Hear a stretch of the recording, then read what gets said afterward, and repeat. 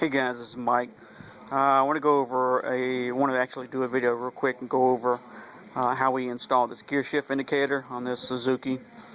Had a guy who's having some problems doing his, and there aren't any YouTube videos that I've been able to find. I did research before I put one on. Put this gear shift indicator on. I couldn't find any, so I guess this will be a first maybe. But anyway, I'll try to make it as good as possible. Having some focusing issues with the camera, so bear with me, but I'll try to make everything good here. If you guys have any questions, just let me know. This bike is just a Suzuki GS500. It's been under the knife for a little while, and we still got a lot of things to do before spring gets here. But anyway, I'm going to go over the bike itself with all the modifications and changes at a later date. Okay. Let me go over this real quick, right? So this is the gear shift indicator. Alright, eBay special, about 25-30 bucks. Alright. In the daytime, it's plenty bright. It counts like up to 8 gears, I think. Okay. That little mount that it's in is just something that I made from some spare ABS plastic that I had and wrapped it in 3M Di-NOC black carbon fiber. I think it's CA421. It's a gloss carbon fiber. And it's just hot glued in the back, so it's nothing permanent. It attaches at a screw right back here on the back piece. Totally secure. It's not going anywhere. There's no wind right there anyway, so you know, all good. Alright, let me go over the paperwork real quick for this gear shift indicator. Alright, there we go. Alright, so black is your ground, red is your 12 volts. Now this should be a switched 12 volts, not a constant. White cable is neutral. I'll show you that. That was a tricky one. Yellow and green go to one wire of each sensor, and the blue ties the other wire from each sensor together. Okay. For those who need a visual, alright, here we go. Again, red is positive, black is ground, white is neutral, green and yellow, as you can see, tie into one wire from each sensor, and the blue wire ties both wires from each sensor together. Alright, so let me go over that real quick. Alright, now let's see how we can do this. I have two sensors, obviously. One is right here. There we go. Right there. And the other one, where is my other one? It's right here. Okay. I don't know how well you can see that. Anyway, the magnet that came with it was just a cheap, wasn't really strong. Okay. So I went to a hobby craft store. You can go to Radio Shack, and I bought 2 earth magnets. Alright. Those are pretty strong. The bottom one against the gear shift is epoxied in place. The second one is just sitting on top because they're strong enough they're not going to move. The tricky thing about these sensors here and here is that if you move them too far apart, then you won't get a reading when you change shifts. If you move them too close together, like right now, I'm not really changing gears. This is just moving. But if they're too close together, then you could actually bump it or move it just a little bit with your foot and get a false positive on your display. So they have to be spaced correctly so that when you change gears, you do get an accurate gear shift change reading. Okay. Alright, the wires, they're just little 2-piece ribbon wires. These are all zip tied all the way up the frame. Alright. They're all covered by your fairing. All this is covered with your fairings when you have them on, if you have fairings. If not, you know, you can zip tie them out of place, just like that. I mean, you don't really see them, do you? I mean, you gotta look really good in the daytime. At night, you damn sure not gonna see them. Alright, so anyway, let me go over the wiring real quick. Okay. Again, we're gonna touch on power and ground first. Alright, here we go. Alright, this is the cable that comes from the display up top, okay?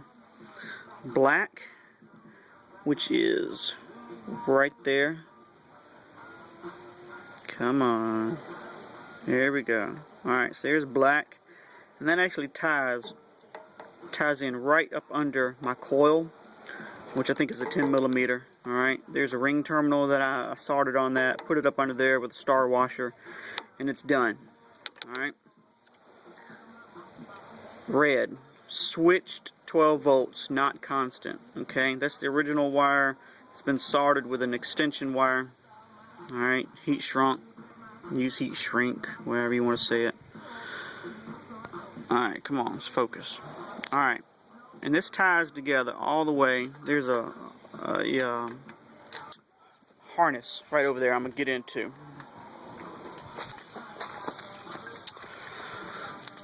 Alright, I've already pulled all the stuff down for you guys. Alright, basically, this harness right here.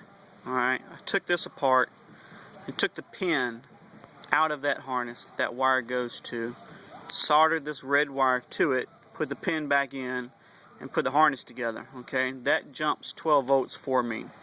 I did it that way so that if I ever want to take it out, I can just again take the pin out, desolder it, put it back together, and there's no wires that have been cut, clipped, insulation cut, you know, to tap into, anything like that. Alright, so that's your switch 12 volts and your ground. Alright, let's go over red and green real quick, real simple. Okay, remember, get this to focus here. There we go. This wire here goes to your display, alright, with all the wires coming out of it. Here's your yellow, and here's your green. Okay, and as you can see right there, it is soldered and has heat shrink on it, which goes to the black wire. Now remember, these black wires go to your sensor. Alright, so same thing for your yellow. Can't see it right there, but you can see it right there. That's the black wire. Alright, that goes to your sensors. Now all that leaves is your neutral. Now neutral is white. It goes right here. In the beginning, when I was doing this, I said, hey, since the indicator light comes on when it's in neutral, let's tie into that. The problem is that all these indicator lights feed or share a common ground, and so you would get a false positive from a backfeed. Alright, so we said, well, we'll just take it directly to the neutral switch. Alright, it's a 3-position switch inside the engine, right behind your sprocket cover. Alright, it's what this wire here goes to, actually. And we tapped into it originally up here somewhere, and the problem that we had was we were getting false positives because somewhere in the harness, in the main harness, there's a little diode, and it kept throwing off our count. Actually, what would happen specifically is that it would not give us a 0 when we went to neutral. So we had, 1 through 6, we just didn't have 0 showing neutral. And we wanted that neutral. Alright, so what I did was I went all the way back to the beginning of the harness before the diode was in place. So this white wire right here you see soldered and heat shrink. Alright, this black wire that comes all the way down, the frame, all the way back here. Okay, now there are 2 plugs for your neutral switch. Okay, it's these 2 right here, these 2 wires, alright, in this one harness. And as you can see, or maybe not, here we go, there's a blue wire, okay, which goes into this plug. Alright, that blue is actually your neutral. What happens is, now come on, after it goes through the diode, it changes to a blue and white wire up in the front of the frame up here. Alright, so that's what you don't want. You do not want the blue and white. You want the blue wire. Alright, because it actually goes before the diode. Alright, here we go. So basically, if you were to follow these wires down, okay, they would actually go all the way down through the frame, down, right here again. Okay. This thing doesn't want to focus today. So that gives us direct access to the neutral switch.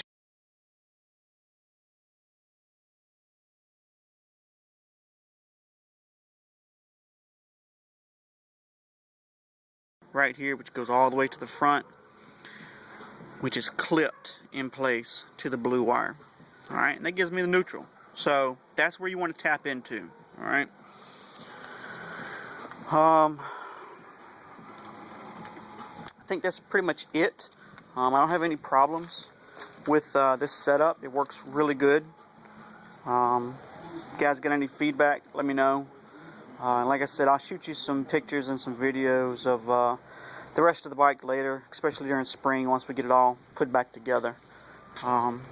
Especially this by Xenon HID retrofit, which is an RGB light strip inside and everything. But anyway, so that's how that works. If you guys have any problems, any questions, anything like that, just let me know. It's pretty simple to do once you know how to do it and know what wires you need to tap into. So you guys have a great day. Thanks for watching.